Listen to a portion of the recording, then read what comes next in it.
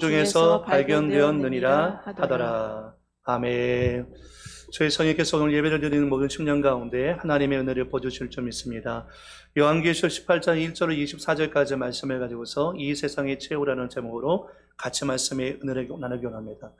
우리 기독교의 역사관과 세계관은 그 불교의 세계관과 다릅니다. 불교의 세계관은 윤회적 세계관이어서 봄, 여름, 가을, 겨울이 있고 이번 생이 잘못하면 다음 생이 하면 됩니다.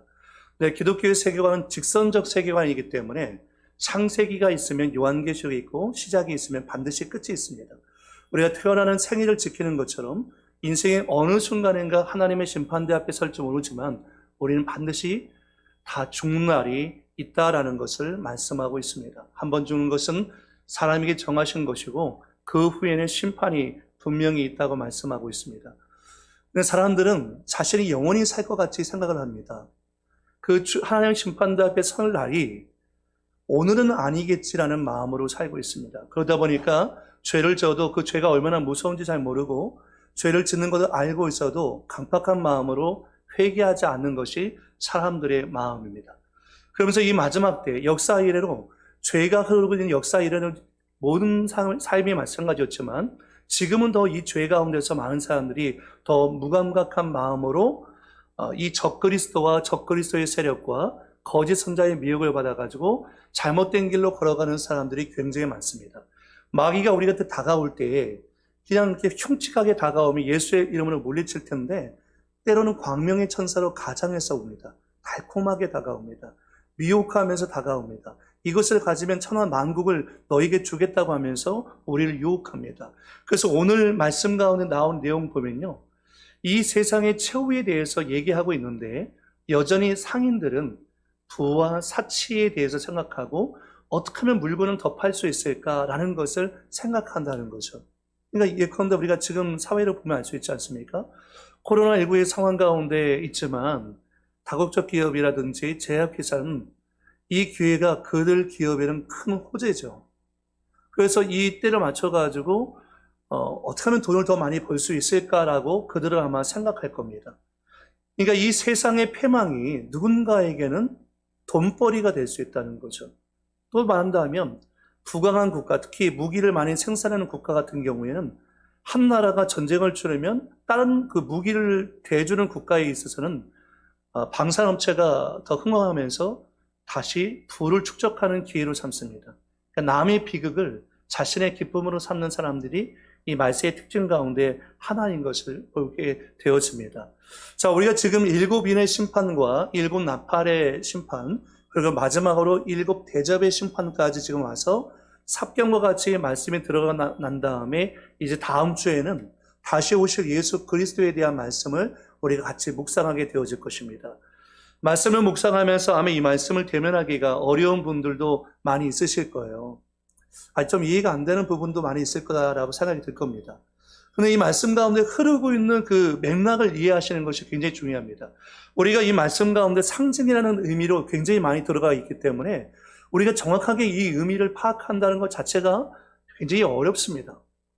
그러나 분명한 것은 이 세상의 마지막이 분명히 있고 이 세상의 마지막 때에 활동하고 있는 우두머리인 사탄과 그 밑에 사탄을 숭배하는 적그리스도와 적그리스도의 세력이 있고 이 적그리스도와 적그리스도의 세력을 숭배하고 있는 거짓 선지자들의 세력에 있어서 모든 사람들의 마음을 잘못된 길로 미혹하고 유혹하면서 배도하게 만드는 일이 이 마지막 때 일어날 것이라는 것입니다. 그러면서 지난주 말씀 가운데 이것을 주도하고 있는 세력이 누구냐? 큰 음녀인 바벨론이다라고 얘기했습니다. 이 큰 음녀인 바벨론과 더불어서 세상의 정치인들이라든지 부자라든지 수많은 사람들이 그에 미혹되어서 이 적그리스도를 숭배하고 거짓 선자들의 미혹에 빠져가지고 잘못된 길로 가는 사람이 굉장히 많다는 것입니다. 그래서 이제 인의 재앙이나 나팔의 재앙이나 4분의 1의 재앙이고 3분의 1의 재앙이 있을 때는 회개할 기회가 있었습니다. 그런데 나팔, 이 대접의 재앙에 들어와서는 회개할 기회가 더 이상 주어지지 않고 이제는 되었다. 이제는 하나님의 심판이 완전히 선포되어지는 내용이 본문 말씀 가운데 나오고 있는 것을 보게 됩니다. 여러분, 시작이 있는 모든 것은 반드시 끝이 있습니다. 이 성경책에 우리가 처음 창세기가 있는 것처럼 마지막인 요한계시록이 분명히 존재하고요. 우리가 이 땅에 태어나면서 우리는 째깍째깍째깍 하면서 우리의 마지막 시간을 향해서 가까이 가아가고 있습니다. 그 시간이 우리가 언제인지 모릅니다. 그렇기 때문에 항상 두렵고 떨림으로 너희 구원을 이루라라고 했습니다.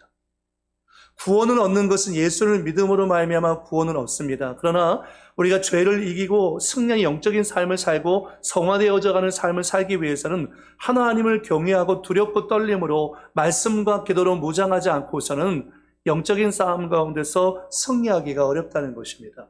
자, 오늘 본문인 요한계시록 18장은 이 세상 최후의 날을 묘사합니다. 1절에 보니까 2일 후에 다른 천사가 하늘에서 내려오는 것을 보니 큰 권세를 가졌는데 그의 영광으로 땅이 환하여지더라. 이 천사가 가지고 있는 큰 권세는 하나님께서 이 천사에게 부여해 주신 것입니다. 그런데 이 천사가 바벨론, 큰 음녀인 바벨론의 완전한 멸망을 선포하기에 합당한 큰 능력을 가지고 있다는 것을 지금 말씀하고 있는 거예요. 자, 이 천사가 큰 권세를 갖고서 그의 영광으로 땅을 환하게 합니다. 2절에 보니까 힘찬 음성으로 외쳐 이르되 무너졌도다 무너졌도다 큰 성 바벨론이요 귀신의 처소와 각종 더러운 영이 모이는 곳과 각종 더럽고 가증한 새들이 모이는 곳이 되었도다. 여기서 힘찬 음성이라는 것은 바벨론의 멸망이 확실하다는 것입니다. 세상은 반드시 무너진다는 거죠. 그러면서 무너졌도다 무너졌도다라는 표현을 반복하고 있는데 이 무너졌도다라는 이 시제가 부정 과거 시제입니다. 그러니까 아직 무너지진 않았지만 하나님께서는 완전히 무너진 걸로 선포하고 있다는 것입니다. 선포하고 있다는 거죠. 확실한 사건이라는 거죠. 그러면서 귀신의 처소와 각종 더러운 영이 모이는 곳, 각종 더럽고 가증한 새에 모이는 곳이라고 얘기합니다. 이것은 이제 이사야 선지자의 예언을 반영하고 있는 내용인데요. 큰 성 바벨론이 완전히 멸망하고 폐허가 된 모습을 나타내면서 이곳이 그 사탄의 하수인인 귀신들이나 악령들이 모이는 곳으로 전락해버렸다라는 것입니다. 이사야서 13장 20절 이하에 보면 그곳에 거주할 것이 없겠고 거처할 사람이 대대에 없을 것이며 아라비아 사람도 거기에 장막을 치지 아니하며 목자들도 그곳에 그들의 양떼를 치게 하지 아니할 것이요 오직 들짐승들이 거기에 엎드러지고 부르짖는 짐승이 그들의 가옥에 가득하며 타조가 거기에 깃들이며 들량이 거기에서 뛸 것이요 그의 궁성에는 승냥이가 부르짖을 것이요 화려하던 궁정에는 들깨가 올 것이라 그의 때가 가까우며 그의 날이 오래지 아니하니라. 그러니까 이와 같이 이 바벨론은 완전히 멸망하고 무너져 버려서 거기에서 들짐승들이 울부짖는 장소가 되었다고 얘기합니다. 오늘 말씀 가운데 2절에서는 귀신의 처소와 각종 더러운 영과 이 각종 더럽고 가증한 새들이 모이는 곳으로 전락해버렸다라는 것을 강조하고 있는 것을 보게 되어집니다. 여러분, 하나님의 심판을 불러일으킬 수밖에 없는 이 세상 마지막의 모습은 어떠할까요? 왜 하나님께서 이제까지 오래 참으시다가 이 세상을 심판하실 수밖에 없는 이 세상 최후의 마지막의 모습은 어떤 모습일까요? 첫 번째는 영적으로 부패한 모습을 갖고 있기 때문이라는 거죠. 영적으로 부패한 모습을 갖고 있다는 것입니다. 2절 말씀 가운데 다시 보면 큰 성 바벨론이 무너진 원인이 나옵니다. 2절에 보니까 힘찬 음성으로 외쳐 이르되 무너졌다는 거죠. 뭐가요? 큰 성 바벨론이 무너졌습니다. 왜 무너졌습니까? 귀신의 처소, 각종 더러운 영, 또 각종 더럽고 가증한 새들이 모이는 곳이라는 겁니다. 그러니까 하나님이 창조하신 인간들이 주님을 찬양하는 아름다운 곳이 거해한 이 땅이 오히려 귀신의 처소가 되고 마치 쓰레기통 같은 공간이 되었다는 것입니다. 하나님이 원래 이 땅을 지으실 때의 아름다운 모습이 아니라 귀신들이나 마귀들과 이 세상 가운데서 이곳을 더럽고 추악하고 악한 곳으로 전락시켜버려서 영적인 음행, 성령을 따라가기보다 악령을 추종하고 있는 이 세상의 더러움을 보여주고 있다는 거죠. 그러니까 영적인 부패는 그것으로 끝나는 것이 아니라 반드시 여러분 뭘 갖고 옵니까? 도덕적인 부패를 반드시 갖고 옵니다. 이 영적으로 부패한 이 세상은 반드시 도덕적으로 부패해서 사탄의 수하 가운데서 미혹되어서 하나님의 심판을 받게끔 되어진다는 것입니다. 그래서 이 세상 마지막 때의 모습 가운데 보면 영적으로 너무너무 타락해 있는 거예요. 여러분, 우리가 이 모습들을 보고 있지 않습니까? 이 세상이 얼마나 영적으로 타락하고 우상 숭배하고 죄짓고 범죄하고 있는지 우리가 이 세상의 모습을 보고 있지 않습니까? 과학 문명이 발달하면 사람들이 미신에서 떠날 것 같지만 여러분, 사람들이요, 지금 세상 사람들이 더욱 미신을 숭배하면서 더러운 것들을 추종하고 있는 것을 보게 됩니다. 그래서 인간 부패의 이 세 가지 모습 가운데 첫 번째는 영적인 부패고요. 두 번째는 정치적으로 부패해 있다는 거예요. 정치적으로 부패했다는 거예요. 영적으로만 부패한 것이 아니라 이 세상 마지막에 인간의 세 가지 부패한 모습 가운데 두 번째는 정치적으로 부패해 있는데 3절에 보니까 그 음행의 진노의 포도주로 말미암아 만국이 무너졌으며 또 땅의 왕들이 그와 더불어 음행하였으며 땅의 상인들도 그 사치의 세력으로 치부하였도다. 그러니까 땅의 왕들은 권세가들, 정치가들, 그런 사람들을 의미하고 있는데요. 이들이 아름답고 거룩한 하나님의 뜻을 구현해야 하는 곳으로 만들어가는 것이 아니라 오히려 바벨론, 큰 음녀의 세상, 귀신의 땅, 사탄의 왕국으로 만들어가는 역할을 이 정치적인 세력들이 더 수행하고 있다는 것입니다. 그래서 여기서만 하고 있는 음행이라는 것은 구약 성경에서 나오고는 하나님 버리고 우상 숭배하는 것을 가리키는 것인데, 큰 성 바벨론은 자신이 영적으로 부패해서 범죄할 뿐만 아니라 그것에 만족하지 않고 모든 나라들을 규합하고 연합해서요, 하나님을 대적하고 짐승인 적그리스도를 숭배하고 거짓 선자의 미혹에 빠져가지고 잘못된 길로 만들어 나가는 정치적 세력들이 분명히 존재하고 있다는 것입니다. 그래서 그 표현을 어떻게 쓰고 있습니까? 그 음행의 진노의 포도주로 말미암아라고 하고 있어요. 그것에 취해 있다는 거죠. 취해 있다는 거죠. 그러니까 바른 정치가들이 아니라 이들이 죄짓고 범죄하면서 사람들을 미혹하고 있다는 것입니다. 이 말씀이 여기만 나오는 것이 아니라 요한계시록 17장 2절에도 나옵니다. 같이 한번 읽어볼까요? 시작. 땅의 임금들도 그와 더불어 음행하였고 땅에 사는 자들도 그 음행의 포도주에 취하였다 하고, 17장에도 나오죠. 이 땅의 임금들인 이 정치적인 세력들이, 정치인들이 이 큰 짐승, 적그리스도와 적그리스도적인 세력, 하나님을 대적하고 죄짓고 범죄하는 이 세력과 결탁해서 함께 연합해서 음행, 하나님께서 보셨을 때 더러운 우상 숭배를 했다라는 것을 말씀하고 있는 것입니다. 이런 세상의 모습들을 갖고 있다는 거죠. 세 번째, 인간 부패의 세 가지 모습의 세 번째로 뭐냐면 경제적으로도 부패했다는 것입니다. 영적으로도 타락하고 정치적으로도 부패하고 경제적으로도 굉장히 부패해 있는 상황이라는 것입니다. 3절 하반절에 보면 이렇게 말해요. 땅의 상인들도 그 사치의 세력으로 치부하였도다 하더라. 말세가 되면 사람들이 돈을 더 사랑합니다. 영적으로 타락할 뿐만 아니라 정치적으로 타락할 뿐만 아니라 사람들이 돈을 너무 사랑해서 이 경제적으로도 굉장히 부패한 상황 가운데 되었다는 거죠. 그래서 이 상인이란 장사하는 사람들을 의미하는데요. 소수의 사람들이 자본을 독점할수록 가난한 사람들이 더 많을 수밖에 없잖아요. 그래서 이 세상 모습을 보면 우리가 부익부 빈익빈의 모습을 갖고 있잖아요. 그죠? 잘 사는 사람들은 그 돈을 갖고서 더 잘 살아지고요. 없는 사람들은 더 가난해져요. 그러면 가진 자와 가지지 못한 자의 차이점이 점점 더 커질 수밖에 없고 세상은 점점 더 어려워질 수밖에 없습니다. 그래서 이 경제적인 불공평과 부패야말로 하나님의 마지막 심판을 초래할 수밖에 없는 이 지구상에 있는 악이라는 것입니다.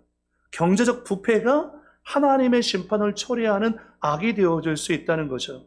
그래서 하나님이 이걸 보신 거예요. 이 역사의 마지막 순간을 향해서 지금 가고 있는데 우리 예수 믿는 그리스도인이 이 마지막 때에 정말 경제적으로 사회적 책임이 큽니다. 그런데 이 적그리스도를 숭배하고 있는 이 세상은 영적으로, 정치적으로, 경제적으로 타락해 있기 때문에 걷잡을 수 없이 악한 것으로 치닫고 있다라는 것을 말씀하고 있습니다. 그래서 우리 예수 믿는 사람들이 경제적으로 사회적 약자를 돌보고 우리가 저들을 섬겨야 할 사명이 있습니다. 요한복음 3장 16절도 굉장히 중요한 말씀이지만 요한일서 3장 16절도 중요한 말씀입니다. 같이 한번 읽어볼까요? 시작. 그가 우리를 위하여 목숨을 버리셨으니 사랑을 알고 우리도 형제들을 위하여 목숨을 버리는 것이 마땅하다라고 했습니다. 요한복음 3장 16절에 하나님이 세상을 이처럼 사랑하사 독생자를 주셔서 아들이신 예수님의 목숨값으로 저와 여러분을 구원했잖아요. 근데 요한에서 3장 16절에는 그가 우리를 위하여 목숨을 버리셨으니 누가요? 예수님께서. 우리가 이로써 하나님께서 우리를 어떻게 사랑하셨는지 그걸 알아요. 그렇기 때문에 우리도 우리의 형제들을 위하여 목숨을 버리는 것이 마땅하다라는 거죠. 오늘 우리가 레위기 25장 말씀 가운데 보니까 아침에 오늘 새벽 말씀이었는데요. 거기 보니까 이제 그 언약 공동체 이스라엘 백성들은 형제들에게 이자를 받고서 돈을 구워주면 안 된다라고 말씀하고 있습니다. 신명기 말씀에도 나와 있고 레위기 25장 말씀에도 나와 있어요. 지금 형제가 경제적으로 너무 궁핍한 가운데 있는데 그 궁핍한 형제에게 고리대금업이라든지 높은 이자를 받으면서 자기의 경제적 이득을 얻기 위해서 형제는 지금 너무 어려운 상태에 있는데 자기는 그 형제의 어려움을 이용해가지고 돈벌이할 수단으로 삼는 것은 성경이 금하고 있는 거죠. 사실 신약 성경 배경 가운데 여러분 교회 안에서는 금전거래를 해서는 안 됩니다.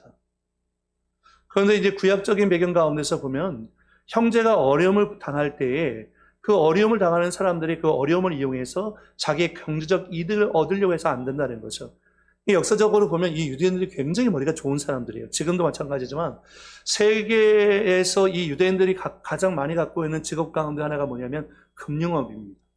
머리가 너무 좋거든요. 근데 금융업에 있는 이 유대인들이 많이 종사하는 것이 뭐냐면 사채업이라든지 이 고리대금 업자가 굉장히 많아요. 그래서 아돌프 히틀러가 세계대전을 일으킬 때 유대인 학살을 할 때도 사람들이 막 동조하고 마음을 같이 할 수 있었던 이유가 뭐냐면 당시에 유대인들이 유럽 사회에서 고리대금 업을 한 사람이 많았답니다. 그러다 보니까 유대인들에 대해서 사람들이 인식이 좋지 않았어요.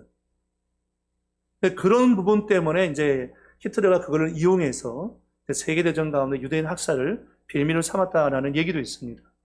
그러니까 마땅히 우리가 형제와 자매들의 어려움을 보고서 그냥 외면할 수 없는 거죠. 요한에서 3장 17절 18절에 보면 누가 이 세상의 재물을 가지고 형제의 궁핍함을 보고도 도와줄 마음을 닫으면 하나님의 사랑이 어찌 그 속에 거하겠느냐.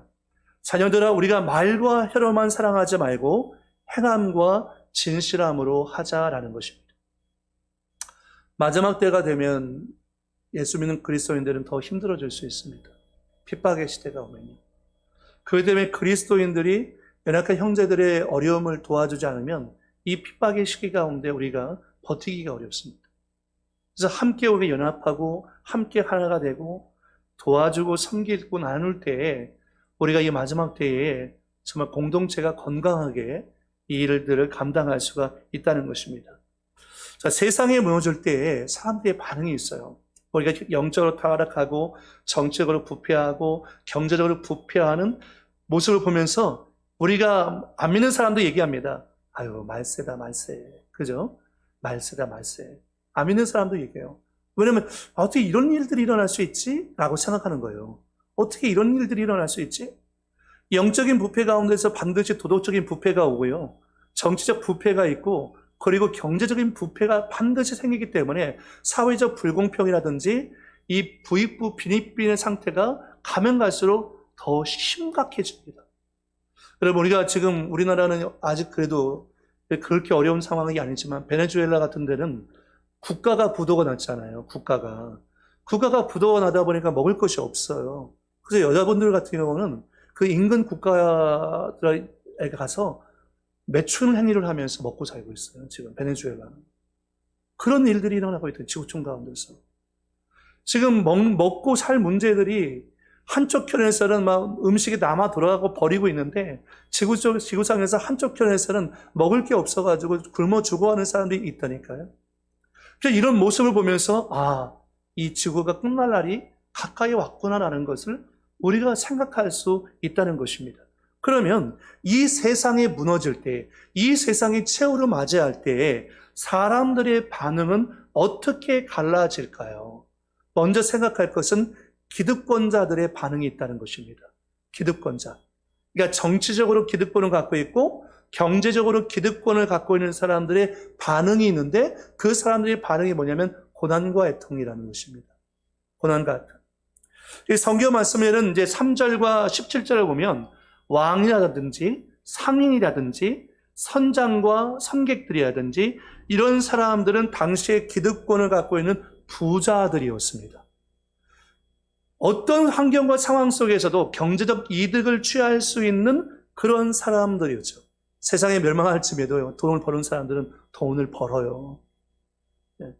세상이 이렇게 기울어지고 자연재해가 일어나고 전쟁과 난리가 일어나도 돈을 버는 사람들은 그걸 이용해서 돈을 버는 사람도 있다는 거죠. 그럼 이렇게 부자인 사람들, 영적으로 타락해 있고 도덕적으로 부패해 있는 기득권자들, 여러분 모든 부자가 타락했다는 얘기 아닙니다. 오해하시면 안 됩니다. 기득권을 갖고 있으면서 적그리스도와 적그리스도의 세력을 섬기는 사람들이에요. 이런 적그리스도와 적그리스도의 세력을 섬기는 이런 기득권자들의 반응은 어떤 모습으로 나오고 있는가? 4절에 보니까 또 내가 들으니 하늘로부터 다른 음성이 나서 이르되 내 백성아 거기서 나와 그의 죄에 참여하지 말고 그가 받을 재앙들을 받지 말라. 먼저 우리들에게 말씀합니다. 거기서 나오라는 거예요.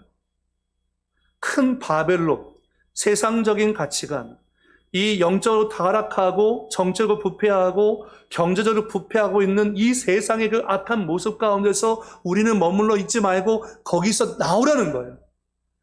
거기서 나와서 그들의 죄에 참여하지 말고 그들이 받을 재앙들을 우리가 받지 말라는 것을 말씀하고 있는 것입니다. 받지 말라는 거죠.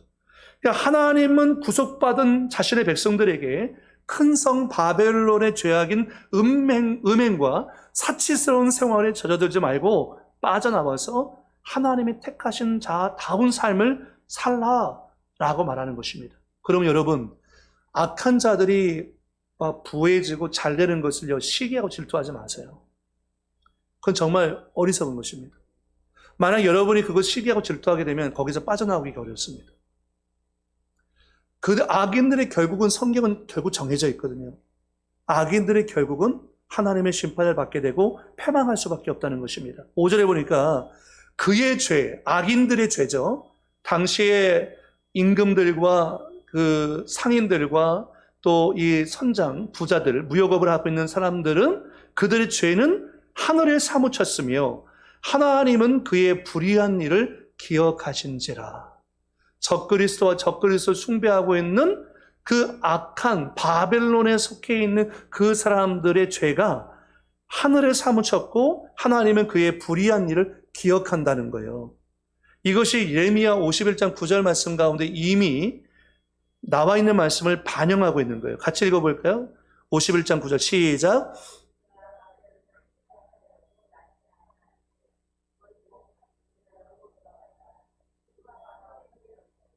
궁창에 달하였음이로다. 예. 그러니까 예레미야가 이 바벨론의 죄악의 모습 보니까 그 화가 하늘에 미쳤고 궁창에 달았다라는 것을 보게 된 거죠. 18장 6절 말씀에 그가 준 그대로 그에게 주고 그의 행위대로 갑절을 갚아주고 그가 섞은 잔에도 갑절이나 섞어 그에게 주라. 공의로우신 하나님께서는 큰 성 바벨론의 죄악을 기억하시고 공정히 판단하셔갖고요. 마지막 날에 이 바벨론에게 갑절로 심판을 갚으시겠다고 말씀합니다. 이 세상의 모습이에요. 결국 이 세상은 공의로우신 하나님의 심판을 피할 길이 없어서 이 하나님의 심판을 받게 되어질 것이라는 것입니다. 그런데 이 말씀도 역시 예레미야 51장 24절 이하에 나옵니다. 보면 너희 눈앞에서 그들이 시온에서 모든 악을 행한 대로 내가 바벨론과 갈대아 모든 주민에게 갚으리라. 여호와의 말씀이니라. 여러분, 바벨론이 유대 땅을 짓밟을 때 하나님의 성소와 성전을 마구 짓밟았습니다. 물론 택한 백성이었던 유대인들이 하나님께 범죄함으로 말미암아 그들이 바벨론을 통해서 징계를 당해서 1차, 2차, 3차 포로로 끌려가게 되었지만, 하나님은 그들이 과하게 그 이스라엘 땅을 밟으면서 유대인들을 학대하고 성소를 짓밟은 것을 잊지 않습니다. 그래서 내가 바벨론과 갈대아 모든 주민에게 반드시 갚겠다고 하나님께서 말씀하고 있는 거죠. 로마서 12장 19절 말씀 가운데 내 사랑하는 자들아 너희가 친히 원수를 갚지 말고 하나님의 진노하심에 맡기라는 거죠. 이 악한 바벨론이 그리스도인들을 향해서 핍박하고 박해할지라도 우리는 사실 그것에 대적할 만한 능력이 없습니다.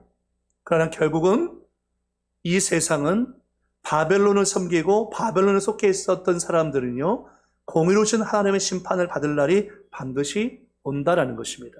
근데 하나님께서 어떻게 갚으신다고 했습니까? 갑절로 갚겠대요. 자, 7절을 읽어볼까요? 7절 시작. 그가 얼마나 자기를 영어롭게 하였으며 사치하였든지 그만큼 고통과 애통함으로 갚아주라. 그가 마음에 말하기를 나는 여왕으로 앉은 자요 과부가 아니라 결탄코 애통함을 당하지 아니하리라 하니. 자, 기득권자들의 반응이에요. 이 사람들이 뭐라고 얘기하냐면 그가 얼마나 자기를 영화롭게 하였으며 나는 얼마나 높은 자인지 몰라. 사치하였더니 화려하고 사치해요. 이 사람들 부자예요. 그런데 그만큼 고통과 애통함으로 갚아주라는 거죠. 자신들은 고통을 당하지 않을 거라고 생각했습니다. 이 재앙이 자기들을 피해갈 거라고 생각했습니다. 그러나 그들이 자기를 영화롭게 하는 것은 스스로에게 영광을 돌리는 교만을 의미해요. 그리고 또 다른 사치라는 것은 방탕한 생활을 했다는 거예요. 돈이 차고 넘치니까요.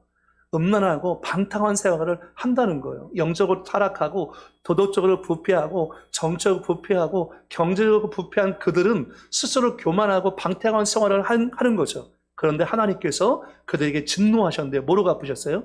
고통과 애통으로 갚아주겠다는 거예요. 그들이 이렇게 말합니다. 나는 여왕으로 앉은 자요. 난 높은 지위에 앉은 사람이라는 거예요. 나는 과부가 아니야. 슬픔과 애통을 당한 과부 같지 않아. 나는 결단코 애통을 당하지 않을 거야 라고 호언장담합니다. 그러나 그들은 결국 하나님의 진노와 심판 앞에서 고통과 애통함을 당하는 존재가 되었다라는 것을 말씀하고 있는 것입니다. 이 말씀도요, 이사야서 47장 7절 8절을 반영하고 있습니다. 말하기를 내가 영영이 여주인이 되리라 하고 이 일을 내 마음에 두지도 아니하며 그들의 종말도 생각하지 아니하였더라. 나에게는 절대 그런 일이 일어나지 않을 거야 라고 말했다는 거예요. 8절에 그러므로 사치하고 평안히 지내며 마음에 이르기를 나뿐이라. 이 교만한 거죠. 나 외에 다른 이가 없도다. 자기 자신을 우상처럼 숭배하고 있는 것입니다. 나는 과부로 지내지도 아니하며 자녀를 잃어버리는 일도 모르리라 하는 자여 너는 이제 들을지어다. 하나님의 심판이 분명히 있다는 것입니다. 또 에스겔서 28장 2절 말씀 가운데 보면 인자야 너는 두로 왕에게 이르기를 주 여호와께서 이같이 말씀하시되 내 마음이 교만하여 말하기를 나는 신이라. 여러분 얼마나 교만합니까? 그런데 여러분 이 악한 세상 가운데는 기득권자들은 자기에게는 고통과 애통이 없을 거라고 얘기하면서 자기 자신을 숭배하는 거예요. 교만한 마음을 갖고 있는 거죠. 내 마음이 교만하여 말하기를 나는 신이다. 내가 하나님의 자리 곧 바다 가운데 앉아 있다 하도다. 내 마음이 하나님의 마음 같은 채 할지라도 너는 사람이지 신이 아니다라는 거예요. 스바냐 2장 15절 말씀에도 이는 기쁜 성이라 염려 없이 거주하며 마음속에 이르기를 오직 나만 있고 교만한 거죠. 나밖에 없다는 것입니다. 나 외에는 다른 이가 없다 하더니 어찌 이와 같이 황폐하여 들짐승이 엎드릴 곳이 되었는고 지나가는 자마다 비웃으며 손은 흔들리로다 라고 말씀하고 있는 거죠. 결국은 이 기득권자들은 타락해 있던 이 기득권자 적그리스도와 적그리스도의 세력을 섬기고 있는 이 사람들은 하나님의 심판 앞에서 고통과 애통을 갑절이나 겪게 되어진다는 것입니다. 이것을 좀 더 극적으로 몰아가면서 8절에는 이렇게 말합니다. 8절 같이 한번 읽어볼까요? 시작.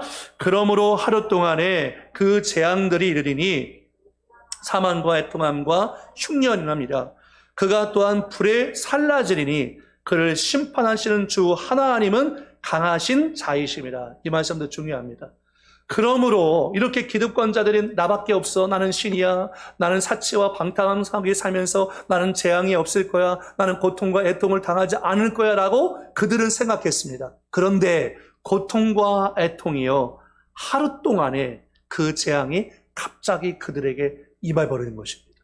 여러분, 세상의 심판이었습니다. 이 세상의 심판은요, 그들이 생각하지 않은 날 갑자기 하나님의 진노와 심판이 고통과 애통과 겸해서 이 세상 가운데 오는데 네 가지로 드러난다는 거예요. 네 가지. 첫 번째 뭐로 드러납니까? 사망으로 드러나요. 바벨론은 스스로 과부가 아니다라고 자랑했어요. 그러나 사망이 다가옵니다. 두 번째는 애통이 다가옵니다. 애통이 다가와요.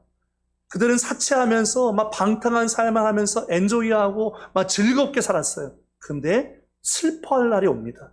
그래서 여러분, 지옥에 들어간 사람들은 한결같이 다 뭐예요? 지옥에 들어간 사람들. 슬피 울며 이를 갈미 있으리라. 막 억울한 거예요. 지옥에 간 사람들이 막 슬피 울면서 이를 바득바득 갈면서 막 억울하고 분노하는 거예요. 지옥에 들어간 사람들의 모습인 거죠. 슬퍼하고 애통하는 거죠. 세 번째가 뭐냐면 흉년이에요. 흉년. 물질적, 바벨론의 물질적 풍요에 대한 하나님의 징계죠. 흉년이 다가와요. 네 번째가 뭐냐면 불에 살라진다는 거죠. 이것은 바벨론 성의 멸망을 의미하고 있는 것입니다. 하나님의 진노가 임해서 이 땅이 불에 의해서 멸망을 당한다는 거죠. 그런데 이 모든 일을 행하시는 분이 누구십니까? 그를 심판하시는 주 하나님은 어떤 분이에요? 강하신 자이심이라는 거예요. 하나님은 강하신 자이십니다. 그 심판주이신 하나님께서 이 기득권자들을 향해서 그들에게 멸망하고 진노함으로 말미암아 그들에게 고통과 애통이 갑자기 그들이 생각하지 않은 날 찾아와서 그들이 슬피 울며 이를 갈미 있게 하는 날이 분명히 온다는 것입니다. 9절 말씀 가운데 보면 그와 함께 음행하고 이런 기득권자들과 함께 음행하고 사치하던 땅의 왕들이 그가 불타는 연기를 보고 위하여 울고 가슴을 치며 그의 고통을 무서워하여 멀리 서서 이르되 화 있도다 큰 성 견고한 성 바벨론이요 한 시간에 내 심판이 이르렀다 하리로다. 자, 지금 이 기득권자들이 적그리스도와 적그리스도의 세력을 숭배하고 있었던 이 기득권자들, 영적으로 타락하고 도덕적으로 부패하고 경제적으로 부패했었던 이 사람들이 나는 괜찮아 하면서 방탕하고 사치한 삶을 살았어요. 그런데 고통과 애통이 갑자기 임하고 불의 심판이 임하는 것을 봤던 주변 사람들이 화 있도다. 저렇게 큰 성인데, 저렇게 견고한 성인데 1시간 만에 내 심판이 이르렀구나. 1시간이라는 것은 짧은 시간 안에 하나님의 심판이 몰아쳤다는 거죠. 그래서 11절에도 보면 땅의 상인들이 그를 위하여 울고 애통하는 것은 다시 그들의 상품을 사는 자가 없습니다. 어이가 없죠. 자, 이 상인들 부자들인데 이 사람들 지금 왜 웁니까? 물건을 살 사람이 없어요. 이 사람들이 아예 정신을 못 차리는 거죠. 울고 애통하는 것은 다시 그들의 상품을 사는 자가 없어요. 그 상품은 금과 은과 보석과 진주와 세마포와 자주 옷감과 비단과 붉은 옷감이요 각종 향목과 각종 상아 그릇이요 값진 나무와 구리와 철과 대리석으로 만든 각종을. 여러분, 심판의 시간이 오잖아요. 아무리 많은 땅을 소유하고 있어도 소용없어요. 은행에 아무리 돈을 많이 쟁겨놓으셔도 소용없어요. 하나님의 심판이 오면 그 모든 것이 의미가 없는 거죠. 13절 이하에도 계피와 향료와 향과 향료와 유향과 포도주, 감람류, 고운 밀가루, 밀, 소, 양, 말, 수레, 종들과 사람의 영혼까지 이 모든 것을 갖고 있다는 거죠. 바벨론아, 내 영혼이 탐하던 과일이 내게서 떠났으며 내 영혼이 탐하던 과일 내게서 떠났으며 맛있는 것들과 빛난 것들이 다 없어졌어요. 왜냐하면 그날은 고통과 애통의 날이기 때문입니다. 심판의 날이기 때문입니다. 그래서 하나님의 심판이 이와 같이 임함으로 말미암아 결국 15절 16절 같이 읽어볼까요? 시작. 바벨론으로 말미암아 치부한 이 상품의 상인들이 그의 고통을 무서워하여 멀리 서서 울고 애통하여 이르되 화이토다 화이토다 큰 성이여 세마포 옷과 자주 옷과 붉은 옷을 입고 금과 보석과 진주로 꾸민 것인데, 바벨론으로 말미암아 치부한 이 상품의 상인들이 그의 고통을 무서워하여 멀리 서서 울고 애통해요. 그들이 세마포, 자주옷, 붉은 옷, 금, 보석, 진주를 꾸몄다는 것은 얼마나 그들이 사치하고 방탕한 삶을 살았는가라는 것을 보여줍니다. 그들에게 화가 임한 것입니다. 이 성에게 화가 임한 거죠. 그리고 17절에 보니까 그러한 부가, 그들이 갖고 있던 재물이 한시간에 망해버렸어요. 모든 선장과 각처를 다니는 선객들과 선원들, 이 사람들은 무역업을 하는 사람들입니다. 경제적 이득을 얻는 사람들이죠. 이 사람들도 다 부자입니다. 이라는 자들이 멀리 서서 그가 불타는 이 바벨론 성을 보면서 외쳐서 이렇게 얘기합니다. 아니, 이 큰 성과 같은 성이 지금 어디 있냐? 어떻게 해서 이런 일이 일어나느냐? 라고 얘기하는 거예요. 아니, 그렇게 화려하고 사치하고 아름다웠던 성이 다 어디 간 거야? 여러분, 하나님의 심판 앞에 나만 알 것이 아무것도 없습니다. 그래서 19절에 보니까 티끌을 자리 머리에 뿌리고, 누가요? 아까 선장과 선객들이 티끌을 자기 머리에 뿌리고 울면서 애통하며 뭐라고 얘기했냐면 화이토다 화이토다 이 큰 성이요 바다에서 배 부리는 모든 자들이 너의 보배로운 상품으로 치부하였더니 야, 어떻게 한 시간에 이렇게 멸망할 수 있냐라는 거죠. 여러분, 결국 마지막 때가 되면 이 세상의 최후 가운데서 영적으로, 도덕적으로, 정치적으로, 또 경제적으로 부패한 기득권자들은 나는 괜찮다라고 교만과 방탕한 삶을 살다가 하나님의 심판이 한 시간 안에 임함으로 말미암아 그들은 고통과 애통과 흉년과 불사라짐을 당해서 슬퍼하고 이를 가는 날이 온다는 것입니다. 온다는 거죠. 그러면 세상에 무너질 때 성도들의 반응은 어떨까요? 이게 두 번째 반응이죠. 기득권자들의 반응이 있고 예수를 믿는 그리스도인들, 성도들의 반응이 있을 거 아닙니까? 성도들의 반응은 어떨까요? 한마디로 하면 즐거워함이라는 거예요. 자, 우리 20절 말씀 같이 읽어볼까요? 시작. 하늘과 성도들과 사도들과 선자들아, 그로 말미암아 즐거워하라. 하나님이 너희를 위하여 그에게 심판을 행하셨음이라 하더라. 바벨론을 향한 하나님의 심판은 개인적인 감정이나 증오로 인한 것이 아니라 하나님의 공의에 의한 것입니다. 우리 하나님은 공의로우신 분이기 때문이죠. 그러니까 바벨론의 불의한 핍박으로 인해서 하나님의 백성들은 부당하게 고난을 당하고 순교까지 당합니다. 하나님께서 백성들이 당하는 부당함에 대해서 애통함을 신원해 주셔갖고 바벨론의 죄에 대해서 멸망의 심판을 행하신 것은 하나님의 공의에 입각한 것이고, 이제까지 부당했던 모든 일들을 의롭고 질서 있게 잡아가시는 하나님의 정당한 행위라는 것입니다. 하나님의 백성들이 이러한 공의로운 행위가 성취되는 것을 보고서 어떻게 합니까? 즐거워한다는 거죠. 그러니까 하나님의 세상을 심판하는 모습 보면서 하나님은 결국 정말 살아계시구나. 하나님은 공의로우신 분이구나. 그래서 하나님의 그 모습을 보고서 성도들은 기뻐하고 즐거워한다는 것입니다. 그래서 여러분, 요한계시록은 믿지 않는 사람들에게는 두려운 날이 될 것입니다. 그러나 예수 믿는 사람들에게는 영광의 날이 되어질 것입니다. 뭐냐면 하나님의 공의가 실현되어지고 하나님의 사랑이 성취되므로 말미암아 하나님 앞에서 우리가 구원받고 마침내 다시 오실 예수 그리스도를 통해서 하나님의 구원 섭리가 완성되어져 가는 날이기 때문인 것입니다. 그러므로 이 마지막 날에 여러분은 어디에 속해 있냐는 거죠. 앞에 나와 있는 기득권자에 속해 있는 사람들입니까? 아니면 성도에 속해 있는 사람입니까? 이것이 마지막 때에 하나님의 백보자 심판 앞에서 아주 분명하게 나눠질 것입니다. 백보자 심판 앞에서. 예수를 믿는 양은 오른쪽으로. 예수를 믿지 않은 염소들은 다 왼쪽으로 가서 영원한 불못에서 하나님의 진노 가운데 심판을 받게 되어질 것입니다.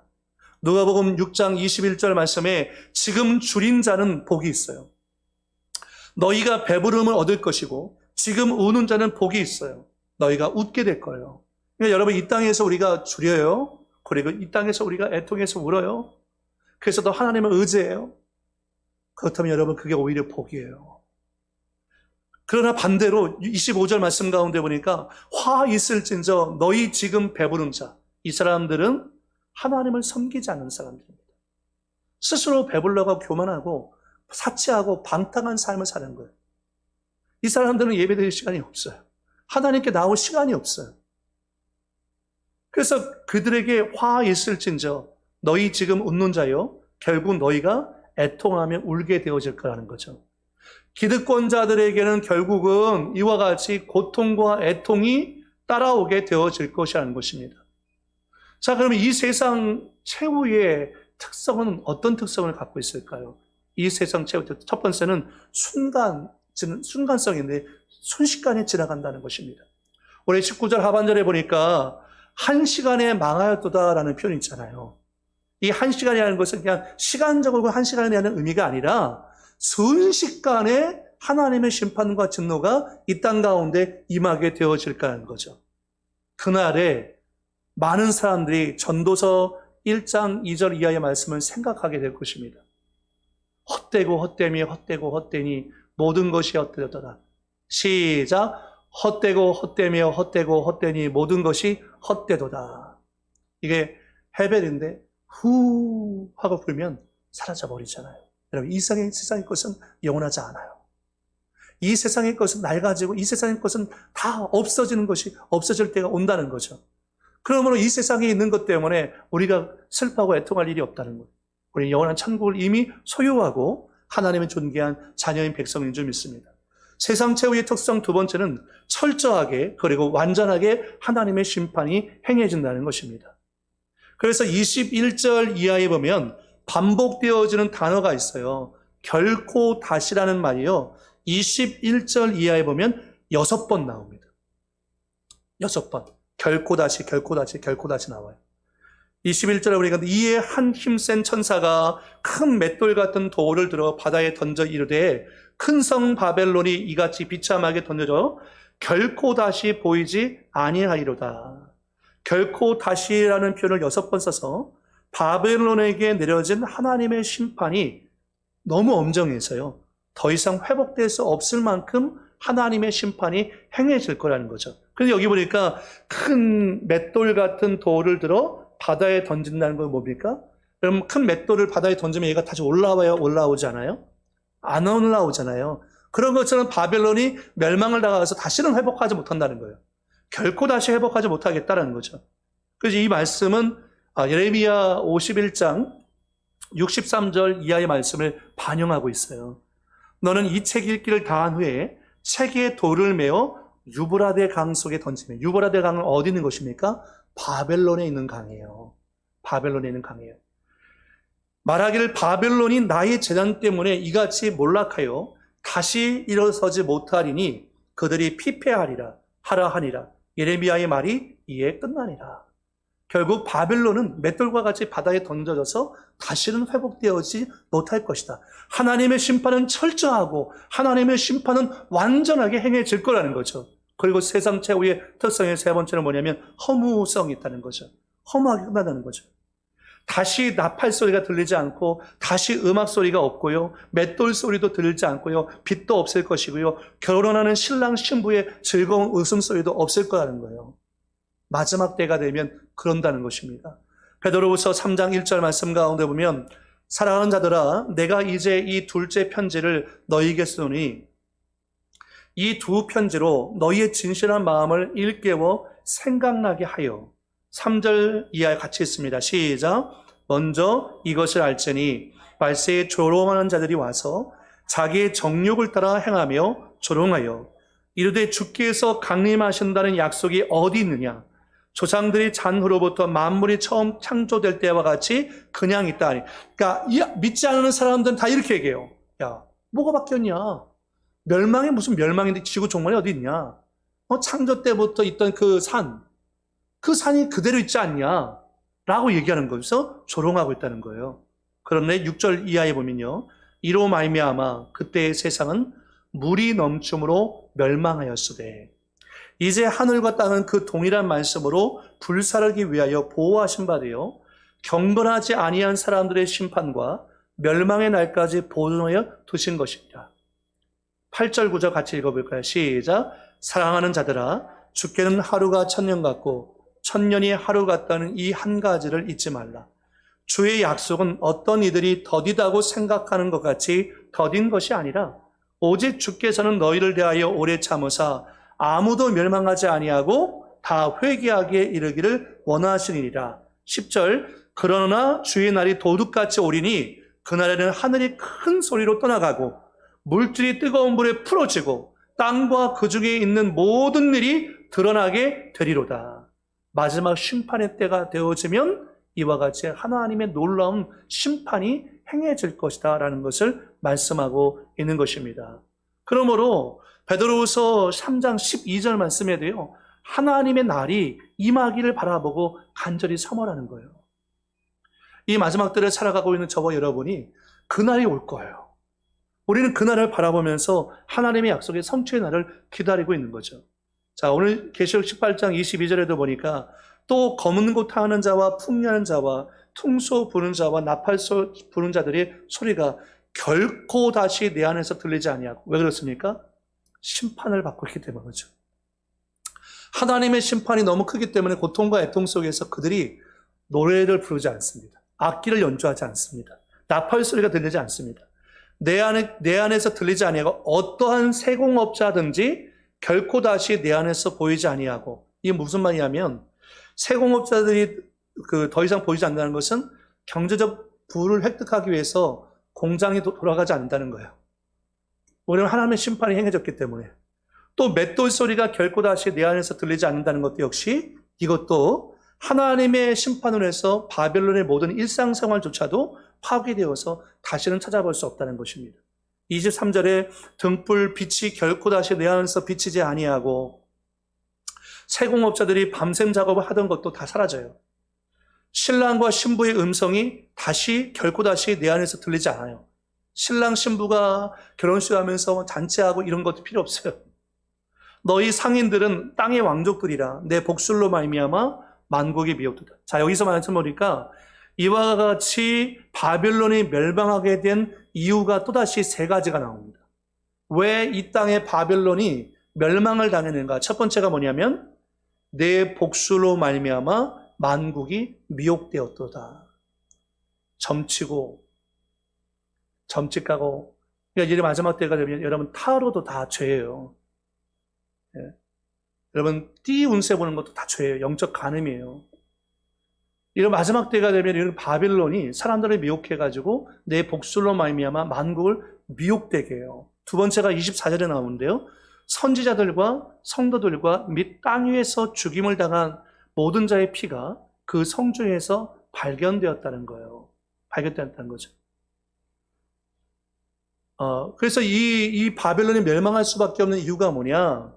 복술로 말미암아서 만국을 미혹하게 하고, 그리고 선지자들, 믿음을 지키고 있었던 그 많은 사람들을 핍박하고 그들을 죽임을 당하게 했기 때문에 바벨론은 결국은 하나님의 심판을 피하지 못하고 멸망하게 되어졌다라는 것을 말씀하고 있는 것입니다.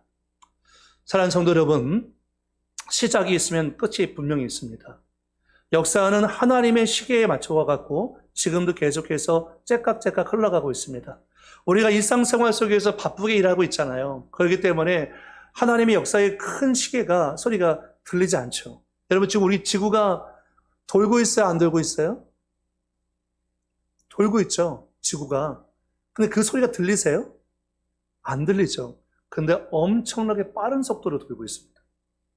근데 지구가 엄청난 빠른 속도로 돌고 있는데 우리가 그걸 인식하지 못해요. 하나님의 심판의 시계가 지금 엄청나게 빠르게 돌아가고 있는데 사람들이 그 시계 소리가 듣지 못합니다. 그러나 우리는 하나님의 말씀을 통해서 이 소리를 듣고 있어요. 가까웠구나. 가깝구나. 가까웠다라는 것으로 깨닫는 것으로 끝나야 됩니까? 아니죠. 가까웠기 때문에 이 가까운 때를 사는 사람답게 경건하고 하나님을 경외하고 말씀과 기도로 무장하고 영적인 싸움에서 승리할 수 있는 저와 여러분 되기를 예수의 이름으로 축복하며 부탁을 드리겠습니다. 한번 기도하겠습니다. 살아계신 아버지 하나님, 은혜와 사랑 감사합니다. 오늘 요한계시록 18장 말씀을 통해서 이 세상 최후에 대해서 말씀의 은혜를 나눴습니다. 적그리스도와 적그리스도 세력과 거짓 선자를 섬기고 있는 이 세상 큰 음녀인 바벨론은 영적으로, 도덕적으로, 정치적으로, 경제적으로 완전히 부패하고 타락해 있습니다. 교만과 사치와 방탕의 삶을 살면서 나는 괜찮다고, 나는 아무 문제 없다고 얘기하지만 하나님의 심판이 그들이 생각하지 않은 시간 가운데 갑자기 임하여서 고통과 애통, 흉년과 불살라짐을 당하게 되어졌던 것을 보게 됩니다. 하나님, 우리가 요한계시록 말씀을 묵상하면서 단순히 두려움을 보는 것이 아니라 이 말씀 가운데 새겨져 있는 하나님의 메시지를 읽을 수 있도록 인도해 주셔서 이 마지막 때를 이기는 자로 살아갈 수 있도록 성령이 붙잡아 주옵소서. 오늘도 우리는 숱한 영적인 싸움을 수행하고 있습니다. 이 영적인 싸움에서 신실한 그리스도인으로 살아갈 수 있도록 우리 순복음교회 모든 성도들의 마음 가운데 하나님의 은혜를 부어주시고 코로나19의 상황이지만 우리의 신앙과 믿음이 흔들리지 않게 도와주시고 예배 중심, 말씀 중심, 기도 중심으로 살아갈 수 있도록 우리의 성도들을 더 강한 편팔로 붙잡아 주옵소서. 함께 하심이 쌓았고 예수님의 이름으로 축복하며 기도드리옵나이다. 아멘. 우리 말씀을 생각하면서 우리 한번 주의 1장 기도하겠습니다. 주여, 찬양하신 여로우신 아버지 하나님 은혜와 사랑을 감사합니다. 아버지, 이 마지막 때를 살아가는 우리 그리스도인들이 하나님 모시기 부끄럽지 않게 도와주시옵시며 항상 믿음의 원석 가운데 든든히 싸우자 있는 삶을 살아가기에 부족함이 없도록 아버지 인도해 주시기 원합니다. 아버지, 적그리스도의 세력과 이 거짓 선자들은 아버지 하나님 예수 믿는 사람까지도 미혹해서 잘못된 길로 가게 만들려고 아버지 영적으로 공격하고 있습니다. 아버지, 그러나 오늘 근신하라, 깨어라. 너희 대적 마귀가 오늘 찾아와가지고 두려다니며 삼킨 자를 찾고 있다고 했습니다. 아버지, 영적으로 잠들어 있는 그리스도인들을 깨워주옵소서. 아버지, 영적으로 무감각 기저 있는 우리 성도들을 깨워주옵소서. 아버지, 예배가 회복되게 도와주시고 기도가 회복되게 도와주시며 하나님과의 관계가 회복되게 도와주시어서 아버지의 삭개오처럼 급히 내려와 즐거워하며 예수님을 나의 왕이요 주인으로 영접할 수 있도록 성령이 우리를 붙잡아 주시기 원합니다. 하나님, 우리 성도들의 마음 가운데 이 주님이 주시는 확신과 은혜가 흘러넘치게 도와주시어서 기쁨과 믿음으로 걸어갈 수 있도록 인도하여 주옵소서. 주께서 우리 성도들의 마음 가운데 내려주시기 원합니다. 마지막 때를 살아가고 갈 때 지 마음으로 승리할 수 있도록 성령이 우리를 축복하시고 인도해 주옵소서. 주의 성령이 한 사람 한 사람마다 붙잡아 주실 줄 믿습니다. 아버지 하나님 역사해 주옵소서. 아버지 하나님 감사합니다. 살아계신 아버지 하나님의 메시지는 분명합니다. 큰 음녀인 이 성 바벨론은 하나님의 심판을 받아 멸망할 것입니다. 그러나 하나님의 선택받은 그리스도인들은 결국 하나님의 구원하심과 보호하심 가운데 그들의 신원하심이 응답받을 날이 오게 되어질 것입니다. 사랑의 주님, 우리 사랑하는 순복음교회 모든 성도들이 이 마지막 때를 살아가는 마지막 주자로서 큰 성 바벨론에 속한 삶을 사는 것이 아니라 거기서 나와 거룩하고 신실한 삶을 살아갈 수 있도록 아버지 인도해 주옵소서. 우리의 믿음을 지켜주시고 영적인 삶을 지켜주시고 말씀과 기도로 무장하는 건강한 그리스도인들이 될 수 있도록 인도해 주실 줄 믿사옵고 예수님의 이름으로 축복하며 기도드리옵나이다. 아멘. 이제는 우리 주 예수 그리스도에만 하시는 은혜와 아버지 하나님의 크고 극진하신 사랑과 보혜사 성령님의 내주 감화감동 충만 인도 위로하심의 역사가 생명의 말씀을 붙잡고 믿음으로 나아가는 사랑하는 모든 성도들의 가정과 개인 삶 속에 이제부터 영원토록 함께 있을지어다. 아멘.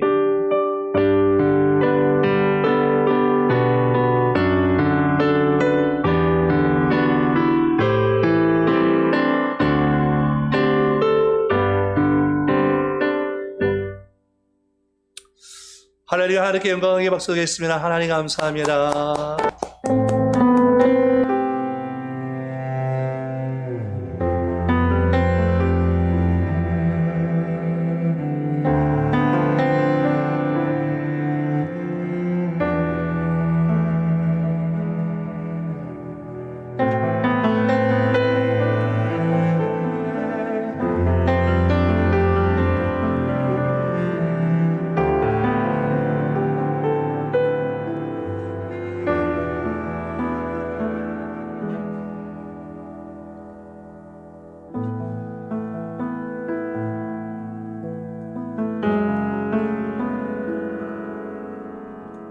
네.